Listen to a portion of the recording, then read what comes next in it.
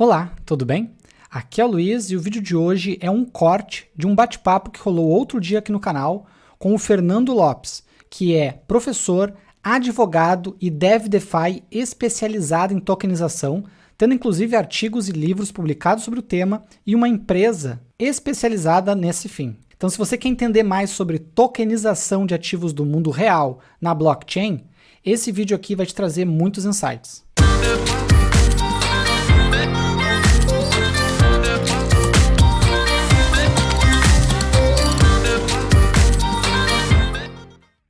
Ainda nessa discussão, né, nesse ponto, como é que fica a questão, ainda na linha de tokenização, né, mas justamente abordando essas questões, esses desafios aí do off-chain e do on-chain. Como é que fica, legalmente falando, né, eu tenho visto cada vez mais empresas tokenizando coisas, né, mas como é que fica legalmente falando, por exemplo, tokenizar ações da minha empresa, por exemplo, ou não literalmente ações, né, o pessoal usa outros termos, né, mas os recebíveis da empresa, por exemplo. Sim. Então, até antes, como eu comecei a atuar nessa parte, quando a gente praticamente não tinha, efetivamente não tinha nenhuma norma, aí a primeira regra básica era o seguinte: o que você consegue fazer por contratos tradicionais, você consegue fazer também por tokenização e por smart contract. Tá. Então, não é o smart, até o ativo, o smart contract, o token, ele vai representar, vai ser um meio digital que você pode utilizar para representar produtos. Ou troca, né, desse produto, da titularidade da propriedade desse produto entre as pessoas. O que vai ser analisado pela autoridade é sempre o produto que você está usando, que você está tokenizando. Né? O que acontece é que, por exemplo, dependendo de como você usa a tecnologia, essa tecnologia, esse exemplo que eu falei, por exemplo, da não existência de gestão de recursos de terceiro, eu foco muito nisso porque a administração de recursos de terceiro é restrita a instituições financeiras. Então, sempre que você faz gestão de recursos de terceiro, a primeira coisa que eu quero eliminar da minha vida é administrar recursos dos outros. Então, às vezes, a tecnologia ela consegue, é o caso do DeFi, que inclusive não entrou na regulamentação lá da União Europeia. Mas há casos que não, né? Então, em geral, essa era a regra que eu sempre utilizava. Você vai fazer uma venda de um carro, quero fazer por smart contract. Pode fazer, não vai. O fato de você usar smart contract não vai alterar o status jurídico do produto. Inclusive, isso o que a CVM vem dizendo aí, por vários pareceres, né, que até se noticia na mídia, a CVM criou isso, criou aquilo. Não, eles estão falando o mesmo entendimento já há anos. Inclusive, outro mercado que eu estudava, tem até artigo publicado em 2011, é o Forex, né, que é um mercado derivativo, somente regulamentado. Mesma ideia que é aplicada ao Forex, por exemplo, é aplicada até hoje pela CVM. Eles vão analisar o teu produto. Se o teu produto está sendo utilizado, por exemplo, para captar recursos, já acende uma luz. Opa, eu quero criar um projeto, mas eu não tenho dinheiro, então eu vou captar recursos no mercado, né, público. Posso fazer isso por meio de token ou não. Então, se eu utilizar token, não vai fazer diferença nenhuma para a caracterização jurídica do ativo, que no caso é um valor mobiliário.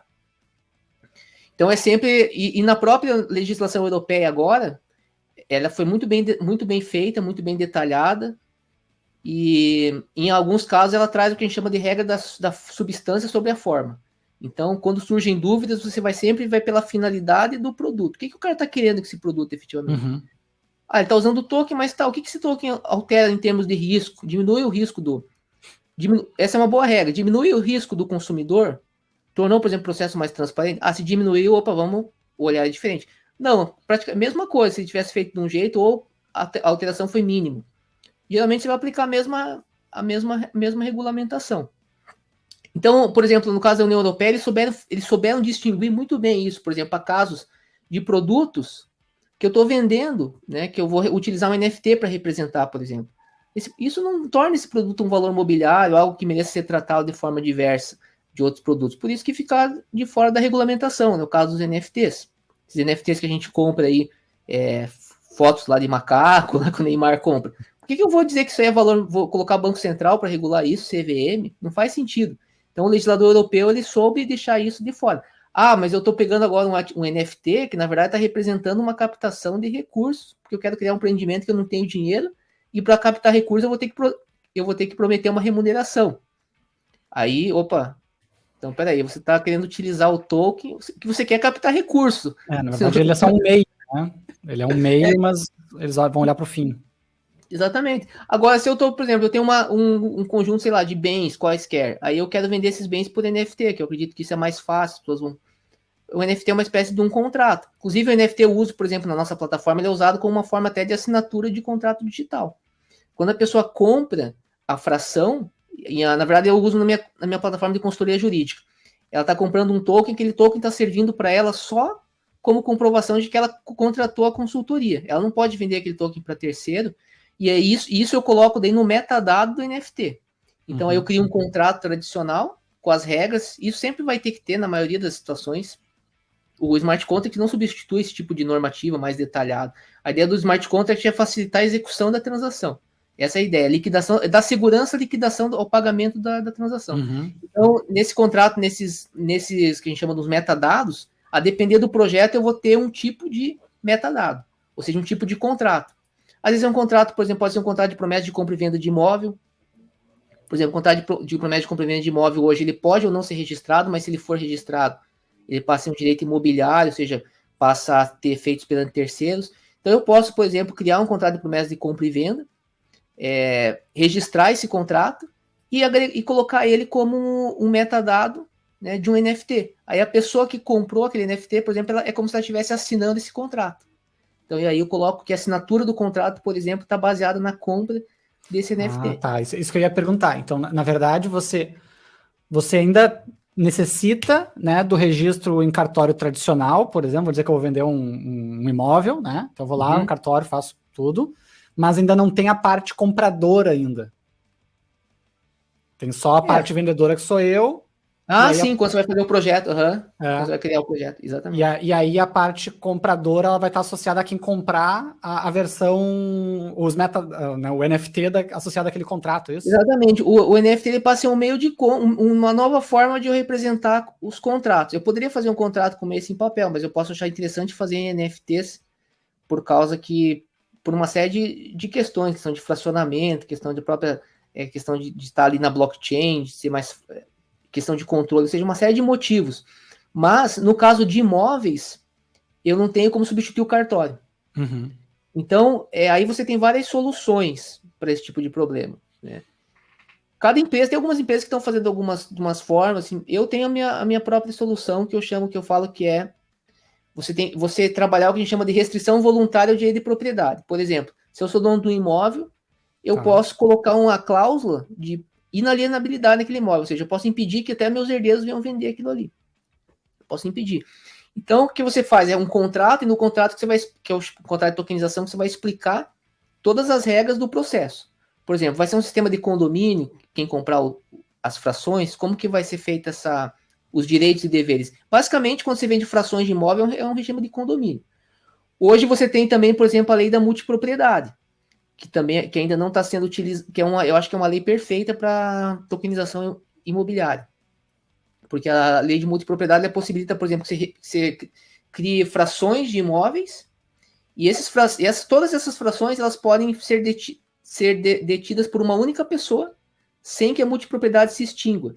Então eu posso, por exemplo, criar um contrato de multipropriedade, inicialmente ser dono das frações, aí criar um sistema de vendas, né, de benefícios em relação a esses contratos, e, por exemplo, colocar regras, no sentido, quem adquirir tantas frações passa a ter mais direitos que isso. Então, ele é um processo, ou seja, cada um desses processos ele precisa ter uma fase de estruturação jurídica. A tecnologia ela vai ter que ser agregada, geralmente no processo de venda, né, do imóvel, que ela tem que verificar o que a tecnologia facilita. Por exemplo, você utilizar NFT, o que o teu comprador, por que ele vai querer comprar essa fração de um imóvel, por exemplo, um percentual do imóvel, porque ele vai querer comprar isso por meio do NFT e não por meio de um contrato particular. Sim. Então, são coisas que daí o empreendedor vai ter que sopesar e depende muito do projeto, né? E aí o que tem que tomar muito cuidado aí é a questão que você fazer uma coisa indo direto, por exemplo.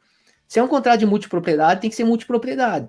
Eu não posso, por exemplo, pegar um contrato de multipropriedade, dividir e vender frações do imóvel, segundo a lei de multipropriedade, só que o interesse para a pessoa comprar aquela fração é porque ela vai receber um rendimento mensal de tantos por cento, baseado em algo que vai ser feito pelo empreendedor. Porque aí você cai na norma de valor imobiliário.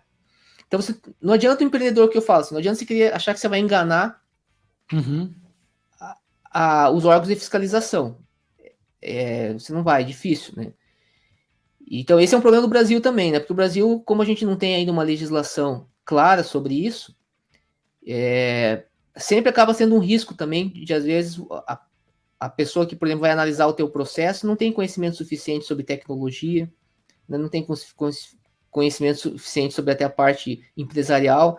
Na época eu já estava na faculdade, já se falava muito isso, né? Tanto que se você for analisar hoje contratos empresariais, a maioria é por arbitragem. Os contratos, que é um meio particular de resolução dos conflitos. Então o judiciário nem entra. Se pegar contratos, por exemplo, até contratos, por exemplo, de Forças Armadas, não precisa nem chegar tão longe assim. Mas é tudo arbitragem.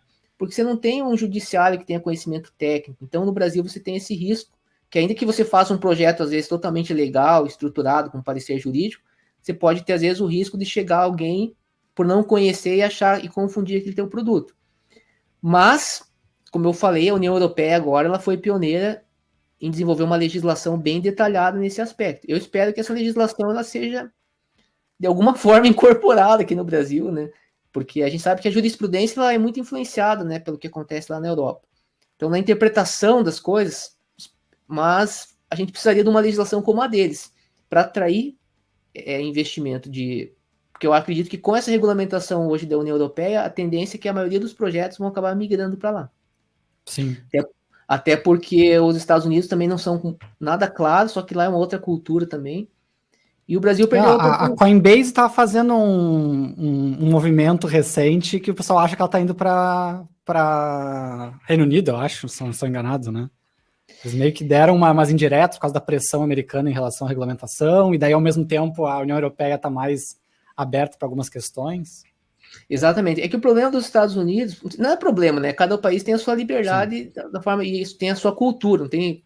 Eu sempre brinco, eu falo, a primeira vez que eu fui para os Estados Unidos, eu fiquei impressionado que eu fui no banco, saí com um talão de cheque, eu falei, sendo turista. Falei, cara, quando que isso acontecer no Brasil, cara? Beleza, aquele cara mal intencionado, apesar de você ir gastando agora, né? Vai dar um cheque sem fundo para você ver o que não acontece, né? Então, assim, é uma outra cultura. E lá nos Estados Unidos, sempre desde que surgiu a questão das corretoras de criptomoedas, eles já entendiam como um ativo financeiro.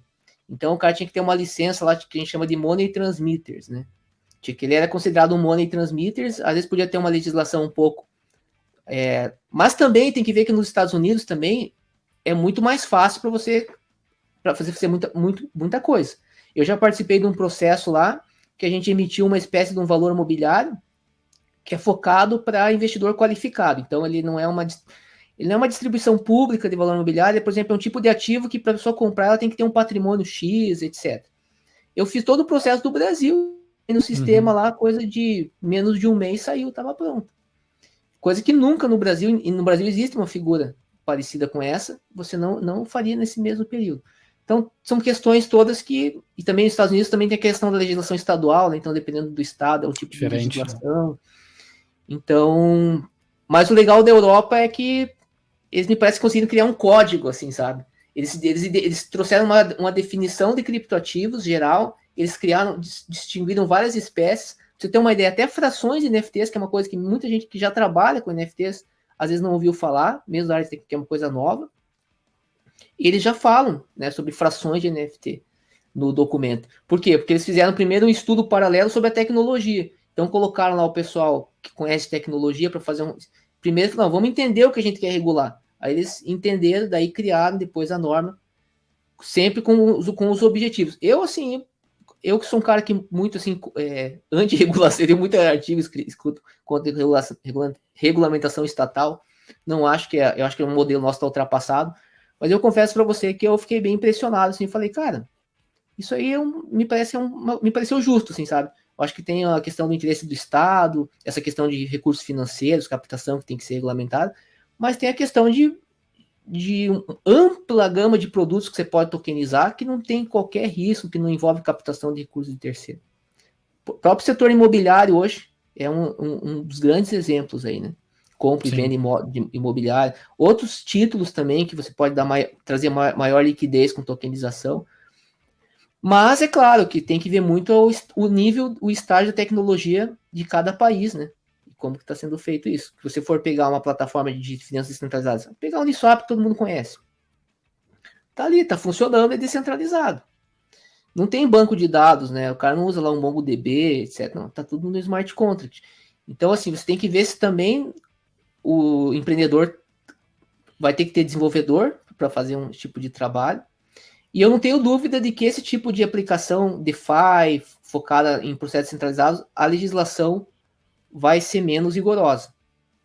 Até aí o maior exemplo é a questão do DeFi, que já foi excluído nessa primeira regulamentação na União Europeia. Entendi. Porque o princípio jurídico é o seguinte, você tem que ver o risco. Tem um advogado até, o amigo nosso aqui, que ele até falou, tem que ter um estudo de impacto regulatório. O que você está querendo regulamentar? Qual que é o impacto? Por que você vai criar normas sobre isso? Porque o país precisa se desenvolver, a gente precisa gerar tecnologia, produzir tecnologia. Né? A gente vê que hoje está tudo baseado em computação e precisa treinar, né, os jovens, o pessoal para trabalhar. O pessoal vai trabalhar onde? Né? Hoje, infelizmente, a maior demanda é fora do país. E você trabalha de casa. E aí, gostou do papo? Querendo aprender mais sobre DeFi e tokenização, eu deixei na descrição o link do bate-papo completo que tá imperdível. Se você teve qualquer dúvida também, pode deixar aqui embaixo na seção de comentários, que o que for para mim eu respondo e o que for pro Fernando eu passo para ele. Não esquece, antes de sair aqui do vídeo, se você puder deixar o seu like eu agradeço bastante e recomendo também que você se inscreva no canal, porque saem vídeos como esse semanalmente e aí o YouTube vai te enviar. Combinado? Então um abraço e até o próximo. Valeu!